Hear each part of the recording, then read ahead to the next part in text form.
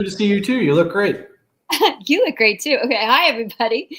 Welcome to Mighty Blaze. I'm Jenna Blum, one of the co-founders of the Blaze, and I'm here with my great-looking friend Nickolas Butler. Nick, welcome back to the Blaze. Thanks for having me. Yeah, we're so excited. Who do you have with you here today? This is our dog Sully. Here, come on, say hello. All right. Oh, look at the eyes. Very nice. Sully in the green room is a little shy, but Sully, now that we're live on camera, is like, oh, let me show you my beautiful eyes. He's been kind of lazy today. We did play a little game where, it's Wisconsin, so we always have cheese curds in the refrigerator. So then I hide like 10 cheese curds around the first floor of our house, and he loves that game. I think my Henry would love that game, but here it would have to be like easy cheese. We don't have that. We would have to hide baked beans. We're in Boston. We don't have that. The luxury of the cheese curd. Before we talk about, hi, Renee from Southeast Florida. Yay. I know. Thank you for keeping us warm here. I will say hello to everybody who is joining us. If you are a repeat Blazer, thank you for coming back and bringing your light to the blaze. And if you're new here, please know we are a team of creative professional volunteers, about 30 odd of us. We're dedicated to linking authors and readers, initially during the age of COVID, but now hopefully we've moved beyond that and we're still going strong, so you can see all of your favorite authors on the Blaze with their new books without even having to put on pants. If you like what you see here, give us a like or a follow on Facebook, on Instagram, on Twitter, the thing formerly known as Twitter, and on YouTube, where our evergreen library of interviews going back to 2020 lives. And consider giving us a follow on our newsletter, subscribing, like and subscribe, as they say, so you'll never have literary FOMO ever again. No FOMO, nobody likes that. And today, as I said, I am welcoming my friend Nick back to the Blaze and his dog, Sully. And I'm going to read to you about Nick from his bio. Okay, you ready, Nick? I'm ready. Okay, buckle up. A graduate of the University of Wisconsin-Madison. Oh my God, can't read. I myself am a graduate of Boston University, where they didn't teach us to read. A graduate of the University of Wisconsin-Madison and University of Iowa Writers Workshop. Nick Butler is an international and best-selling, critically acclaimed author of 4 previous novels and 1 collection of short stories. And your bio very modestly does not say what your previous novels were. So I'm going to talk about them because I love them all. Godspeed, Little Faith, which made me cry. Nick knows this. I was like trolling him with texts and emails. Oh my God, the ending of this book is like Steinbeck. Oh my God. The Hearts of Men, Beneath the Bonfire, and Shotgun Love Songs. And a book we're here to talk about today, which is A 40-Year Kiss. Look at this beautiful cover. Also, we were just talking about this in the green room. Check out these edges of this book. Like, I literally have never seen this before. It looks like a bomb pop. They did such a nice job with your book. Okay, back to you. Nick is also a prize-winning poet and essayist and lives in rural Wisconsin on 16 acres of land adjacent to a buffalo farm with his wife, 2 kids, dog Sully, who is gracing us with his appearance today, and chickens. You still have the chickens? The chickens got over the summertime, unfortunately. Fox? So was it a fox? I think it was probably a fox. Yeah. We were away. We were on an international trip. A friend of ours, Elizabeth, was house sitting, and we got a text while we were overseas that she hadn't seen the chickens in a couple days. And I said, oh my God. Uh-oh. Jumbo chickens. Oh, yeah. I'm sorry about the chickens. I know it's like a weirdly tender emotional thing to keep chickens, right? You have them and then something gets them and more chickens. So. Yeah. Yeah. And we had, I didn't expect to really become as attached to them, but I'm not very good at being as, independent or off the grid as I'd like to be, but I did love having a flock of chickens, going out there, collecting eggs, taking care of them, trying to, give them the best diet they could and watching the color of their yolks. And yeah, I miss it a lot, actually. I mean, honestly, I could do a whole interview with you just about chickens and yolk colors and eggs. And I'm not going to get into the price of eggs. I know this is a hotly contested thing these days, but I will say that whenever I have had, I was going to say homemade chicken eggs. That's not really right. But like the eggs that you get fresh from the chicken on the farm, the yolks are a totally different color. They're like this bright orange color. And that's how you know you have a fresh egg. Am I right? Or, well, I think what it means is that their diet is better. It's not necessarily like the freshness, because I suppose you could have like a beautiful yolk that had been sitting on a shelf for 2 months or something like that. But it's really about like, are they getting the right bugs and nutrients from the ground and things like that? So, dude, I kind of want to move in next door to you. I've threatened this for so many years. I really want to move in next door to Nick and just like let my dog Henry run around and get more chickens, like get a goat. You know, I mean, I love rural Wisconsin. And some of you watching know that I am half Minnesotan and then half Northeastern. And so my grandma and my mom were both born in a rural farm town in Southeast Minnesota. So I know Nick's country well. It is God's country, I think. It is so beautiful. And we're so grateful that you're home today and joining us. Talk to us about the 40-year kiss. Guys, have you bought this yet? I was supposed to interview Nick on Valentine's Day for this book, and then he had other plans that probably involved valentining of some sort. But if you haven't read this yet, you should buy it. I know our fabulous producer, Karen, is putting links in the chat.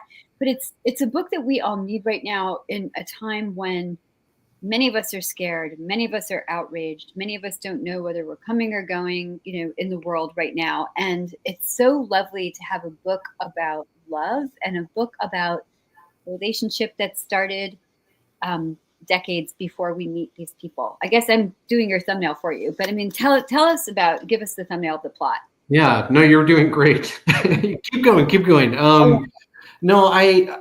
So the idea for this book came about probably I guess it was 3 years ago. I was seated at the bar of the Tomahawk Room, which is one of my favorite bars in Wisconsin. It's in Chippewa Falls, just north of us.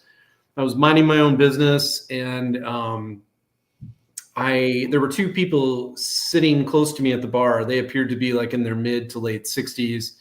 And I heard the man say to the woman, "I still dream about you. I dream about our nights together. I dream about kissing you. May I kiss you?" And I just immediately started like blushing. But I also got my phone out and started taking notes, because I had this feeling that something magical was going to happen. And I guess I thought they were going to have a polite kiss, but it was this very long, passionate kiss. And I blushed even further. And then the guy just kept saying these really amazingly kind of poetic, romantic things to the woman. And I can assure you that as magical as I think the Tomahawk Room is, like that sort of poetry doesn't just happen all the time. And then in time, 10, 15 minutes went by and they just sort of left the bar, and I don't know who they are. I couldn't pick them out of a police lineup because I never really looked that carefully. I was like so kind of embarrassed and enthralled with what I was hearing. And at that time, I had just published my 5th book, Godspeed, which is a literary thriller. And I kind of knew that my publisher wanted me to probably write another literary thriller, but I just thought, no, this is the direction I have to go in. When I first started writing professionally in my early 30s, I wouldn't have thought that there was something like the writing gods out there. But increasingly, I feel like sometimes I'm put in a place or beside a conversation, or I meet a person, and it's my duty to pay attention and to report on what I've heard. And so even though the last thing was this very dark literary thriller, I just was like, I guess we're going to be writing a love story. Yeah, a little bit of a pivot there, I think. Yeah. Yeah, so great. I do feel like, I have so many questions about this. First of all, so basically you're saying we should all go write in bars, or at least hang out in bars, is what you're saying. And the Tomahawk Room is the best name for a bar ever, is it not? It's a beautiful... I guess to a lot of people, it might not really seem magical. I mean, it's a Northwoods bar. It's not fancy. But what makes it amazing are the people that work there and the people that come to drink there. And downtown Chippewa Falls, to me, has always kind of occupied a magical place. It's the home of Leinenkugel's beer. And one of the things that I've always loved about the Tomahawk is that it's on the first floor of an old hotel, and many of the people that live in the floors above there are on fixed incomes. They might be on disability or something like that. And so they'll come down to the bar to just have like a 7-Up or to have the bartender make them a frozen pizza, and they're always treated with the utmost respect. Even though if they sat down at the stool next to you and started talking to you, you might think, well, this person's strange or there's something a little bit off. The staff know them and protect them. And so they have this amazing community of workers and patrons. And I just love that kind of spirit, you know? Yeah, I love that. This is the most feel-good origin story for a book maybe ever that I've ever heard. I would have been, on the next taking pictures of them, posting it on Instagram, But I think that the kind of spirit that you're talking about that ties the patrons and the bartenders of the Tomahawk Room and obviously sort of wove its way around this couple. Like that's the spirit that is in this book, that's in A 40-Year Kiss. And I wonder, it's such a God wink of an origin story, I feel like. Was it weird to pivot and write a love story after writing Godspeed, which was like wonderfully dark? Oh, thanks. Yeah. I love Godspeed, and I'd love to write. I mean, I have plans to write other dark books in the future, just not really right now. No, it wasn't weird.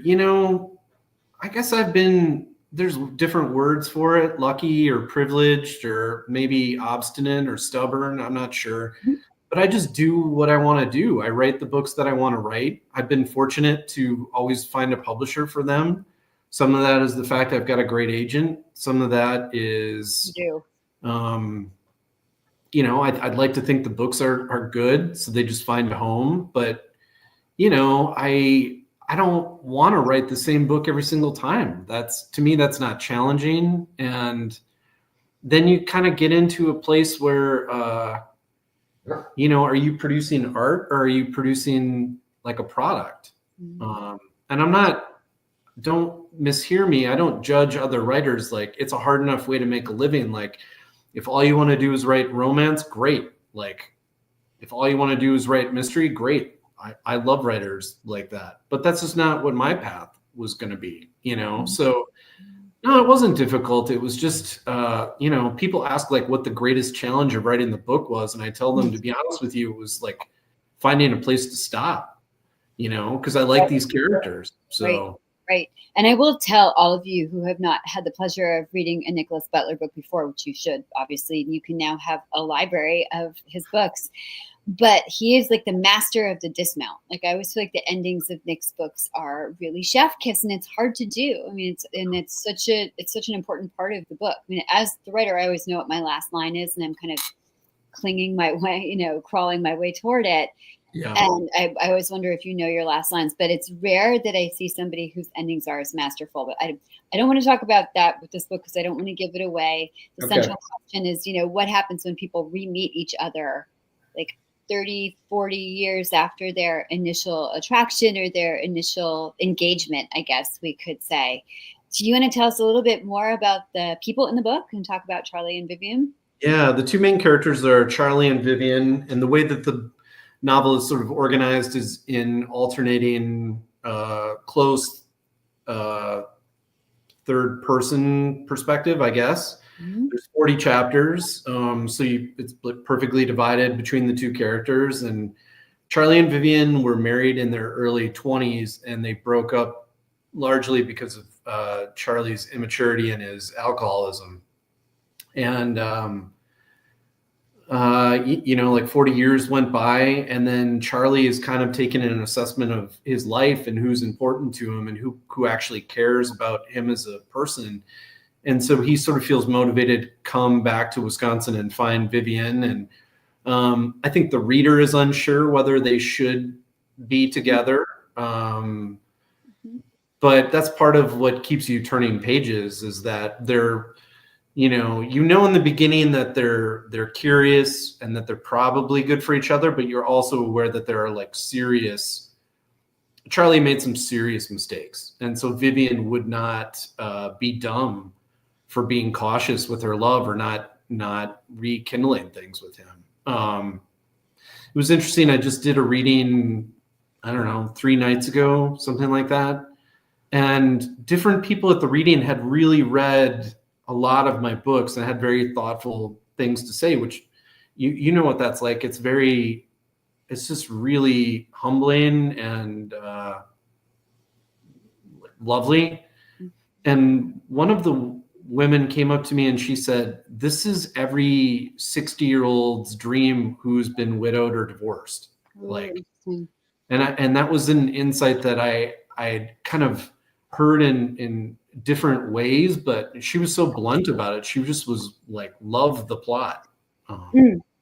So interesting. I guess I had this discussion once in a writing workshop, and it got very heated because one of the women, the novelist, was writing a book called Encore about what happens if people, you have your first love, it's the person who got away, and then you have a second chance. Do you take the second chance? And what are the challenges that you face with that? Because obviously, if you need a second chance, the trust was broken at some point, and can you overcome the broken trust? Can you talk a little bit about the challenge, like without spoilers, like talk a little bit about the challenges that Charlie and Vivian face when they encounter each other again, when he seeks her out?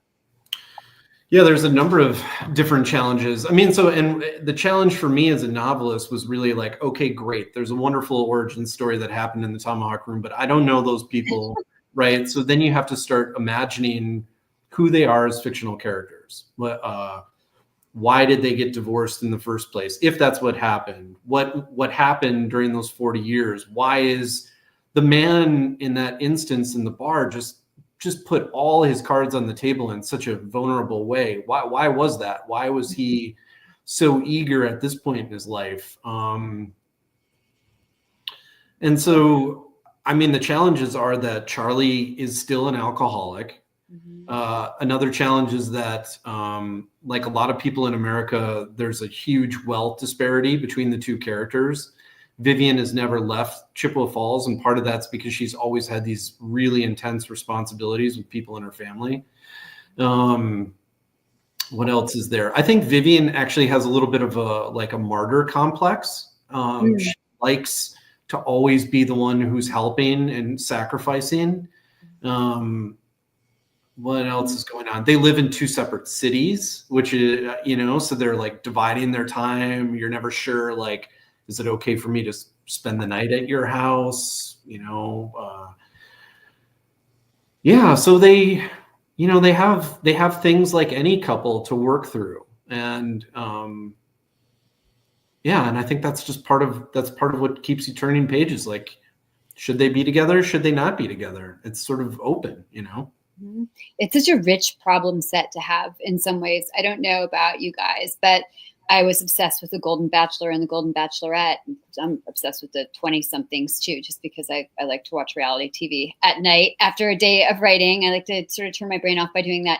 But I thought how interesting to have people in their 60s get together, because you don't come to the table with, the wealth of experience of like a thumbnail. Like, you come and you have kids and you have grandkids and you have divorces and you have widowhood and you have bankruptcies and a big wealth of experience and kind of whips and scars.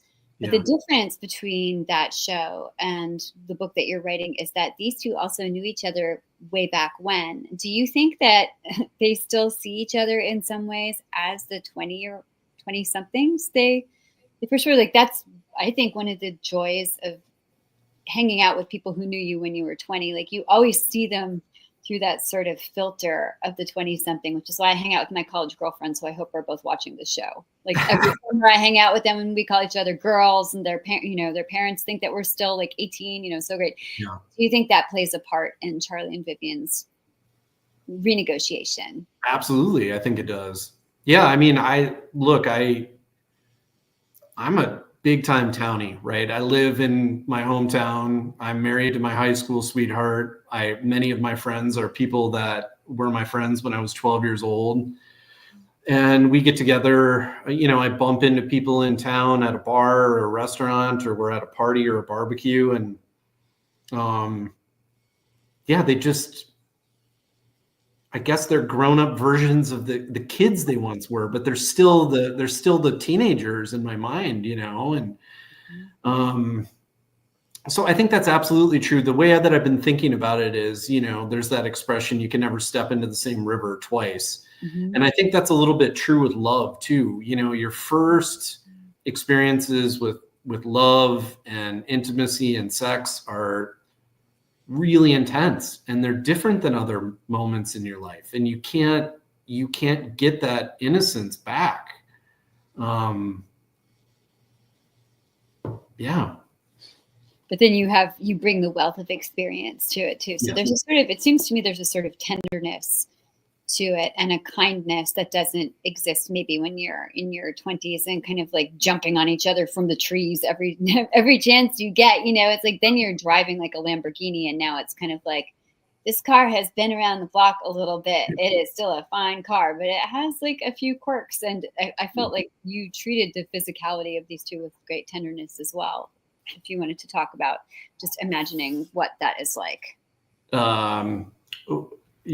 Their physical relationship, is that? Yeah, I mean, yeah, without getting like too graphic, you know. But I just think like, I guess at this age, like I'm dating at this age, like it's a thing, right? So I feel like there's a sort of a kindness there that didn't exist when I was dating in my late 20s. Yeah. Well, I mean, so I actually, you know, people have asked me like, what is it like to, I'm not 65. What is it like to write a character who's 20 years older than me? But I don't really think it's that difficult. Like, it's just part of your job as a novelist to extrapolate from your own life experiences, to talk to people that are a little bit older to you, to try to empathize with what they're going through. And I mean, like, who I am as a human being is way different than when it was at 20, you know? I mean, like, you know, white hair, receding hairline, like knee surgery, you know, stuff like it just happens. And so there's the first time that they're ever intimate is a scene that I'm proud of, and that I think I did pretty well. Like, they're not sure, you know, sort of how they're going to be intimate or where they're going to be intimate. And it ends up being in Vivian's bedroom. And like, there's a moment where the lights are off and Charlie is standing there and he's almost breathless because he really hasn't been intimate with anyone in a long time. But he's also nervous because his body is so much different than what it was 40 years ago, you know? And, but I love the fact that I think they're both coming from the same place. So like they're tender and they're forgiving. And my wife and I have been having conversations about the romance genre and this notion of spiciness, you know? And I think one thing that I'm proud of, it might be old fashioned, but I don't really care. You know, before I sat down to write this book, I was thinking about cultural touchstones, literary touchstones, influences that I wanted to come to the forefront of this book. And I was thinking about Nora Ephron. I was thinking a lot about When Harry Met Sally. Love her. And if you think about that movie, which is so timeless, the lowest point in the movie is after they have sex. Right. Yes, that's right. And like, Crystal gets up to leave, right? Like, the best parts in the movie are where they're flirting or they're kind of playfully arguing and there's a tension underneath everything. And I've been thinking about how our culture is moving towards like these pretty graphic representations of sex and love, which is fine. Like, I'm not a puritanical by any stretch, but what you lose is like, you lose some degree of romance, you lose foreplay, you lose courtship, flirtation, like these things that are actually really hot. You know what I mean? I didn't even really know about the spicy level when I sat down to write this book. I was just thinking about like, what's romantic to me? Well, it's a love story. It's not porn. Yeah. So, right. I mean, I think it's interesting. I just turned in edits on the book that I've been working on, which is a psychological drama, like a thriller. And one of the characters in there uses his sexuality to get other people to do what he wants them to do. And in that sense, I felt like it was enormously Like there is a lot of foreplay and a lot of courtship because it's all part of like a big Machiavellian kind of plot. Yeah.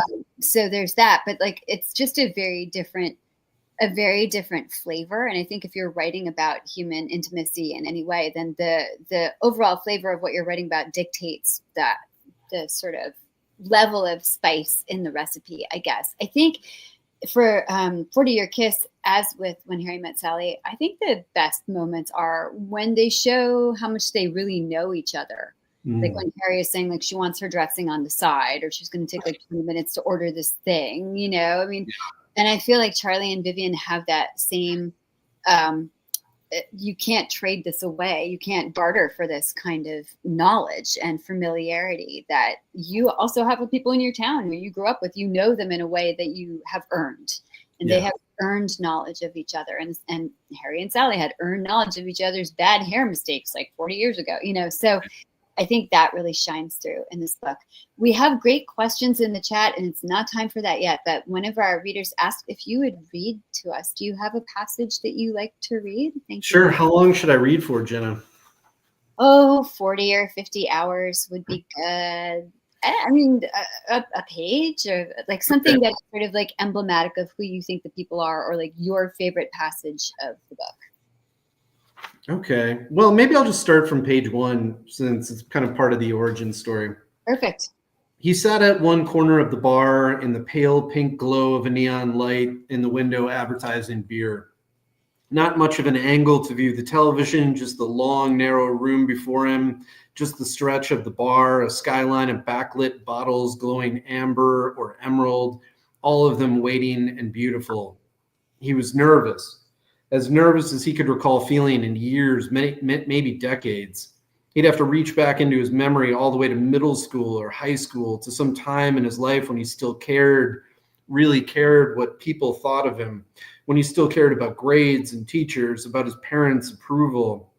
He landed on it now and knew that he hadn't felt this nervous since he was a boy, or maybe just a bit later as a teenager, when he started to notice girls, when he started to care if a girl found him attractive or witty enough to talk to. Funny though, now it wasn't a girl, but a woman, a 64-year-old woman. God, he was nervous. He wanted to light a cigarette, but that would mean leaving his place at the bar, and it was cold outside, cold and drizzling. The neon smudged across the slick of the sidewalk, raindrops dripping down the windows of nearby cars. The smoke of recently discarded cigarettes curled out of the tall plastic outdoor ashtray and lent the scene a kind of dreaminess. So beautiful, so atmospheric. I would like to take a road trip now to go to the Tomahawk Room, meet you for a beer. Come on, Blazers, let's go. You guys can all come up here to Boston, pile in my car. We'll drive out there with my dog. We're going to go have a drink. I think we should. I'm still waiting to go storm chasing with you, so I don't know. Summer is coming. I've got no plans this summer. I'll be out there. Right, that would be really fun. And then we'll go have a beer at the Tomahawk Room if we survive. Fantastic. I had questions, and I've seen them echoed in the chat too. So you have these he said, she said chapters in a way, braided stories. Did you write them that way chronologically, or did you write all of Vivian's story and then all of Charlie's story and then stitch them together? I wrote things. So I wrote things A to Z chronologically. Sold a very well finished draft to source. Then my editor had some very good suggestions for me. And I realized at that time that I think I had 34 or 35 chapters, something like that. And I thought, well, that's one of the wonderful things about the editing process is you have time to think about missed opportunities. I'm not the kind of writer who loves editing, but I don't want to finish, sell, and publish a book and then be thinking about things I could have done differently. So I thought, well, why don't we just have 40 chapters? We're that close. And it gave me an opportunity to beef up some of the secondary characters that were there on the page in a first draft, but not fully developed, which I think really helped complicate the book. And So to answer your question, I wrote it chronologically and then came back in the editing process and filled in a few blanks. Mm-hmm. Are you a plotter or a pantser? A plotter or a what? Oh, sorry. Okay, a plotter or a pantser. The plotters, for everybody who doesn't know these bizarre terms, is somebody who works from an outline, as I do with my container store brain. And a pantser is somebody who writes as far ahead as he or she can see in the headlights. Probably the latter. My brain is full of ideas. I mean, I know like my next 8 or 10 books are going to be. The thing that I try to avoid is sitting down at the computer and not knowing where I'm going, because to me that would lead to writer's block. And I've only felt writer's block one time, and I don't care to go back there. So I'll spend a lot of time thinking about the plot before I even sit down at the computer. And then I'm pretty much ready to go. I especially always know the beginning and the end. Most of the adventure is trying to fill in the middle, but even then I pretty much know where I'm going. And I don't necessarily outline anything. The best way that I can describe my creative process that way is, somebody once asked my wife, what is it like to be married to a writer? And she said, I can't throw away any piece of paper in our house, any scrap of paper. So yeah. There's just piles of notes everywhere, you know. Yeah, like don't throw out the matchbooks. I have like all of these of just like tons of, notes next to the desk that are all either notes from the book I just finished, or they're like scrap paper from it that have like little it should look like an insane asylum in your space when you're writing, right? So when you say you're thinking about the plot and then you sit down to write, what does thinking about it look like? Because I always say, I'm just thinking about a book for 5 years and then I write it, but I'm actually, and I forget this, I'm writing about it in a journal or like test driving scenes, and if they don't work, I immediately forget that I wrote them and I bury it. So I'm like, I'm so lazy, I don't do anything. I do a lot of like pre-writing architecture stuff. Yeah. But to me, it takes a while. Like, how long is that stage for you, and what is the plot ideating? What does it look like? I think that like it could be between 3 to 10 years. I mean, depending on what the book looks like, the next book that I'm going to write is something that I've been thinking about for fully 10 years. And I don't think I was ready to write it. It didn't mean that I wasn't thinking about it. Like, I relate very much to what you're saying. It's very hard to describe to somebody who's not a writer, I think, who probably goes to work every day, 9 to 5 or 8 to 5 or whatever it is. If they saw me just looking out the window or folding laundry or whatever, even taking a nap, they might think like, you're not doing anything. But those same people aren't writing novels like this. It takes a long time to do something complicated well. I mean, I could do a shitty job. I could turn in a half-baked manuscript, but that's where you risk your career ending too. Like, it is so competitive and so tough, and there's so many great writers out there that you really have to have a sharp manuscript every single time. Plus, you want to do your best by the book. Yeah, I would never turn in something. I mean, if I turn in something and readers don't like it, they should know they are still looking at my very best effort that has been rewritten probably 40 or 50 times, honestly, by the end. You're really doing it. But I could never sleep well at night if I didn't think I had done the best I could with every word, every punctuation mark, hopefully the story. And then some books just don't come together in the way you want them to, but they're still like the best you can do. Yeah. I mean, like, when I was sitting at the Tomahawk, not really expecting this moment to fall into my lap. I mean, I think I was probably somewhere in the back of my mind working on the plot for a literary thriller, because I knew I have a great idea for one, but I couldn't figure out like how to pull it off.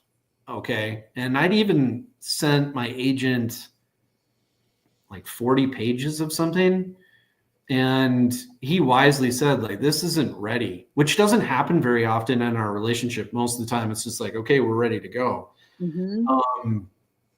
Now I could have just kept pursuing that and kind of banging my head against the wall, but that didn't feel like the right intuition. The right intuition was like, let's back off this and be open to other ideas. And now, like, I know how to write that plot. I could do it, but I'm glad I didn't push it, The mango falls from the tree when it's time. It's very frustrating as the writer. I do actually carry around a lot of ideas that I try to start every few years, and if something just doesn't feel right and I'm really pushing it, then I'm like, oh, I'm just going to put that one away for like 10 more years. I wish we had sort of infinite years to live so we could write all the books. I think, Rob is probably right. And you dedicated your book to your agent partly. Yes. Yeah, I did. Well, I've had a great career so far, and, in large part to him, a lot of it. Yeah. A lot of it's been, good timing and good decisions, and it's hard. Like, as you well know, I mean, it's the most important business relationship I have is with Rob. And it's, I mean, it's like a marriage or a business. I mean, it's certainly a business partnership, but it's almost like a marriage in some ways. I mean, you have to have some pretty tough conversations sometimes, and you're sharing your art, which is always intimate and a very embryonic state. And I'm lucky to have him. Same. I also have a career track agent whom I've known since 2001. That's like 24 years. And I talk about her, my agent Stephanie. You guys have heard me do her French accent imitation, which she hates when I do, by the way. So it is like a marriage. And she's like, I do not talk like that. And I'm like, but I mean, we've been together for 24 years, and I have said to her, like, you've outlasted the marriage that I had, or like a lot of my relationships. It's a very durable relationship, and we've had our good times and our not so great times and our fantastic times. And I'm really grateful for that. But not to like get off totally on the talk of agents. One of the things I wanted to hear about 40-Year Kiss is, when you've been out on the road, people must be so inspired by this book. Do they bring you their love stories too and say, oh my gosh, I had something like this happen to me? And what was your favorite story that you've heard now as the sort of lightning rod for people's love stories? I mean, so there's people come to me with, I would say, a number of different but similar stories. Some are, a husband and wife come into the reading who have told me they've been married for 40 plus years. Like when Harry met Sally, I always ask those people, what's your secret? Like, how do you make it that long? Right. One couple in Green Bay told me their secret was negotiation, which, that's a good secret. Other people tell me about being away from that kind of first love and then finding them again. That's another story. What's the third one? I think like just people that enjoy reading kind of like romance novels, and they just kind of like to see a representation of people that are older. I think they feel like there's not enough of that in our culture. So that certainly is true. I will say that when we were doing our romance show, Mary Weber O'Malley, I was like stumbling on her name, and her daughter Kate LeBeau were doing our romance Blaze show, and I was floored that 30 was considered old in romance, like 30s and 40s, and there was nothing over that. Like, you just fall off the cliff like a Nintendo character, apparently, and your life is basically over in the romance world. And I was like, I'm inventing a genre right now, which is just like menopause romance. I'm doing it. It's going to be hot. I'm just going to do like a whole, like, everybody's going to be in the hot tub all the time. There's going to be Jello wrestling, but I mean, I think this really needs to be invented. So I'm sure people are really grateful. Sylvia is commenting, we just celebrated 40 years of marriage. Our secret is, first and foremost, we like each other and we laugh a lot. And I think that is beautiful. Like, Nick, you've been married a long time too, right? How many years have you been married? 20 years this fall. Oh my gosh, that's going to be a fun anniversary. What is your secret? I had a teacher in high school, Ken Rip, not a very romantic man, by the way. He was my football coach and he was my econ teacher. And he said that marriage is like a rubber band. And there's times where that rubber band will be pulled almost to its breaking point. But you have to understand that a rubber band naturally wants to be relaxed. And so think about your relationship like that. I think it's important to know that there's like these moments or days in your life where you're low or you're lonely or you're not communicating properly or whatever it is, but they're just not for everybody. But for me, those are days and moments. They're not years or months. And maybe if it was years or months, then we wouldn't be together for 20 years. But I think, communication is super important. Asking for things that you want or sharing your feelings. Like the human condition, my friend Nick Gulig, former poet laureate of the state of Wisconsin, would say, like, the human condition is that we never quite know how to communicate with one another perfectly. We're always missing each other. And so I think sometimes you just have to be like vocal about what's going on and what you're feeling. Like, you can't expect the other person to just intuit everything. That's not fair. I think we laugh a lot. I think you got to know when to pick your battles too.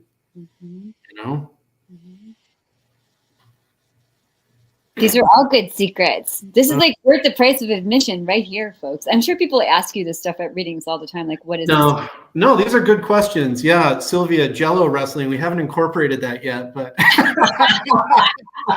I mean, that would be the secret to a happy marriage for me. I'd be like, yep, fill up that tub.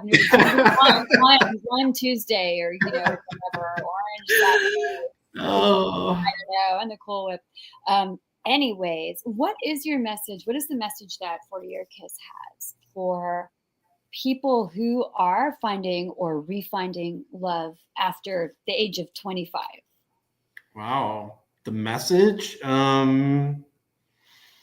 I really, Jenna, honestly, I almost never will answer that question directly, because I just sort of feel like once I write the book and sell the book, it's not mine. Like, it's up to the reader to find that message. I wouldn't presume to even state something. Like, I think of my job as a writer is to create good, round, whole characters, to write a compelling plot, to not bore my readers, to do my best on a molecular level with the language, to try to write pretty sentences, to be interested in my art. But beyond that, I don't worry about it. And it becomes the readers like us. Like, writing a book is a very autocratic thing, and then you give it to a team to make it from a manuscript into a beautiful object, or the words that we read on our e-readers. And then it really becomes everybody else's, I guess, to take away. But I will tell you that as a reader, I was like, oh, there is possibility out there of your life is never over. I think about those people in the nursing homes who are 96 and 98, and they're like, I just got married for the 50th time. Yeah. I think there's always the possibility for love, is what I took from this book. Yeah. Well, people have been, I guess I won't really answer your question directly, but one thing that I think cynical or skeptical readers will say is, can people really change? This is a question that I've gotten a few times. That's a great question. And my answer to that is, well, yes and no. You can choose not to change. You can choose not to be curious, or maybe your life is really, really hard, and you're so beleaguered and exhausted that it's difficult for you to imagine change or to affect change. And I get that. But I think for a lot of us, it's not about how terrible our situation is. I think there's pretty much always a possibility for change. It's just that we don't even imagine it. We don't even try.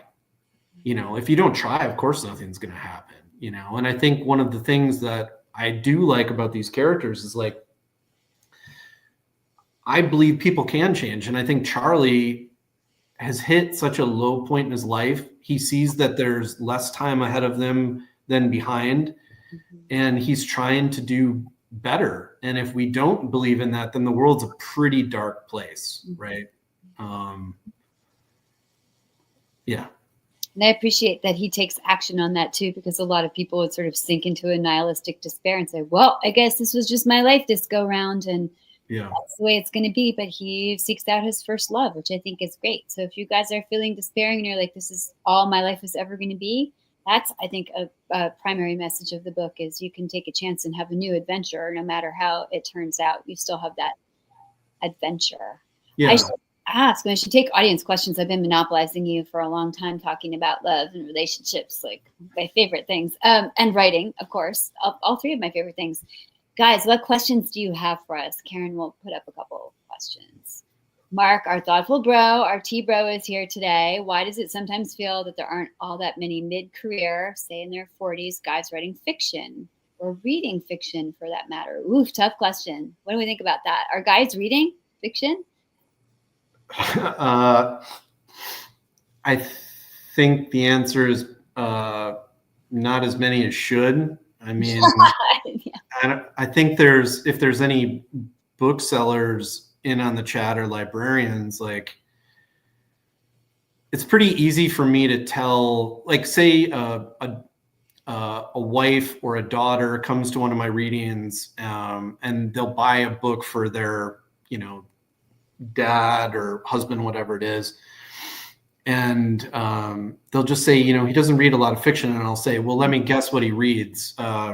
Biographies of Civil War generals, histories of the Civil War, histories of World War II generals, biographies of football coaches. Like, and they're like, yeah.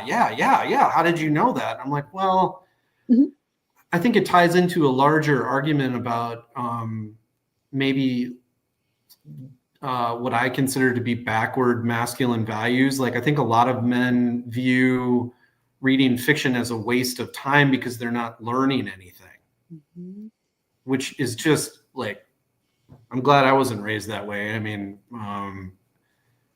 how sad, really, that you're going to go through your life just missing the pleasure of reading a John Steinbeck novel or something, So I think, I don't know if I answered Mark's question well, but I don't think there are as many men reading fiction as there should be. And I don't know about writing. I mean, I don't even want to really venture a guess there because I don't really know what the numbers would look like. So I think you did answer the question, and my idea of it to bounce back to you is that it's a systemic issue.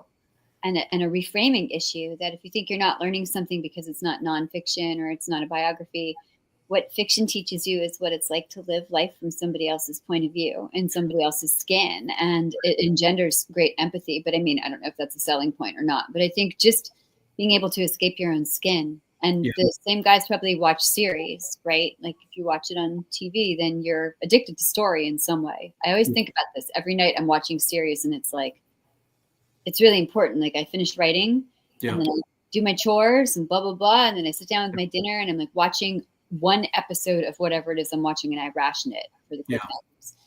And I know so many people who communicate in that way and say, did you watch the new White Lotus? Did you watch the new this? Did you watch this new season is out with Bell? Love is Blind. And we're all trying to figure out what life is from somebody else's perspective. It's story.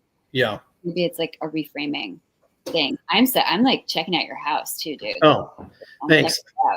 I made clam chowder last night, and I was reheating it for my lunch, and then I realized that it's been reheating for quite a while. So. Oh my God, I have done that before. I left class the other night because I had something on the stove, and I was like, God, something smells like it's totally on fire. I'm like, oh, BRB. Okay, I think we have time for one more question. Now that we're glad your house is not burning down. What writer influenced you the most to write? Kim wants to know. That's a beautiful question. And beautiful dog, by the way, Kim. Yeah, beautiful dog. I don't know how to answer that. I mean, there's so many different writers that played a part in my identity as a writer. I mean, in high school, it was Steinbeck and Hemingway. I will say that the first time I read Cormac McCarthy was really life-changing to me.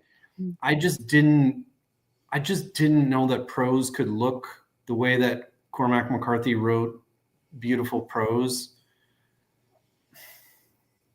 And I think for me, that opened up my imagination and made me explore writers beyond like just what was easily accessible on the shelves of my high school library. Interesting. How did you find McCarthy? It's kind of an embarrassing story. I I was part of this thing in high school called library council. It was like basically I was like a junior librarian, so I would check out my classmates, check out their books, reshelve books. We'd get magazines in. I'd have to process the magazines and stack them. And there was an issue of Rolling Stone magazine with an interview of Brad Pitt. And Brad Pitt had talked about reading All the Pretty Horses. He's a huge Cormac McCarthy fan. In fact, he did the audiobook, I think, for All the Pretty Horses. And at that time, I think I remember thinking, well, who is this guy? If he's cool enough that Brad Pitt is reading him, like, should I read him? And there was a little bit of, I don't know if you have something like this in your life, but, there's a difference between somebody passing you a book and it succeeds versus like you finding a book on your own, like sort of, and so I had to go to my local Borders. I think All the Pretty Horses was in hardcover, and, I had to spend the money to buy the hardcover, and it was like my book, and nobody else from my grade was reading Cormac McCarthy. Even my teacher hadn't really talked about Cormac McCarthy. And interesting. Yeah. That's a great story. I hope you have a badge from being on library council. Like you should have had like a little, library council badge. No, it is a great story. What did you do when McCarthy passed? Did you have like a little vigil? I think he held a different place for me towards the end of his life, or at this point in my life. Like, I don't know. Have you read the article? It was in Vanity Fair Esquire about his muse. Yeah. It was really sad, right? I mean, this guy had accomplished all these amazing things, written these wonderful books, but he was basically alone, and he was consorting with the wrong people, and that is not my model. Like my model is keeping my circle really tight, my family, my friends, my mom, my in-laws, my neighbors, like those are the people I care about. I don't really, it's funny. I just had a conversation with a Hollywood producer, and we were talking about one of my past books that he wants to make into a series. And I just said, well, is it alive or dead? And you could see that he was not really ready for like a blunt question like that. But I'm kind of like at this point where it's like, fuck, like I'm not, I don't care what you think. Like, I'm not trying to be mean to anyone, but just like, can we just be real with one another, Mm-hmm. And I think this is a longer conversation too, but when I was in grad school and a little bit beyond that, when I had just moved to Boston and I was teaching here, I thought you kind of had to be like the lonely monster to be a writer. Like Richard Yates is one of my favorite writers, and he lived a block away from where I live right now in downtown Boston. Every night he would go to the same pub and have the same dinner and then go back to his apartment, which apparently when he died was like this one-room studio that was filthy and like overflowing with cigarettes, and he drank himself to death. And he wrote this beautiful, although very grim, but very beautiful fiction. And I was like, that's who I have to be, and then I quit smoking and I had to retool my entire self-image. But I remember thinking at that point, like, if that's what the writing demands, that's what it demands. It demands loneliness. It demands smoking. Yeah. It demands whiskey. It demands.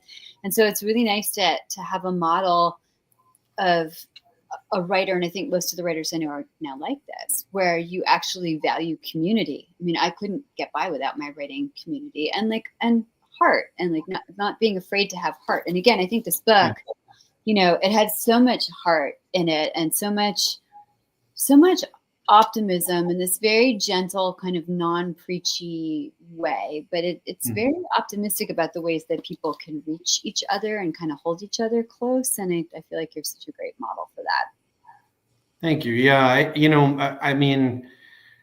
I always tell people about my teacher at the Iowa Writers Workshop, James Allen McPherson, who was the first Black man to win the Pulitzer Prize. And he used to tell us the Pulitzer Prize won't visit you in the nursing home, meaning, you know, take care of your family. Like, don't worry about the literary accolades. Oh, well, I better get on that. I'm waiting for my prize to visit. First, I got to get the prize. Then I have to work on the other things. Thank you. I've like kept you for an hour, believe it or not. And I know that we had other questions. I'm sorry, you guys. I had to monopolize Nick. I haven't seen him in a while. But thank you for being here with us. And as we say goodbye, like, what is your message for your readers? Thank you. All right. I just, no, I mean, like, you know, this is a really difficult way to make a living, and nothing is assured. And so I don't take anything for granted. I really, really do appreciate my readers. I appreciate booksellers. I appreciate librarians. I appreciate your help, you know. Yeah, I just don't take it for granted at all. So thank you very much. Thank you for being here with us. And thank you, everybody, for watching. I'm sure if you have questions for Nick, you can reach him care of his website and also all of his socials, and he'll answer your questions about the book and writing and life. Thanks for joining us here on The Blaze, and we'll see you next time. And Nick, thank you again for being here. Thank you, Jenna. Yep, absolutely.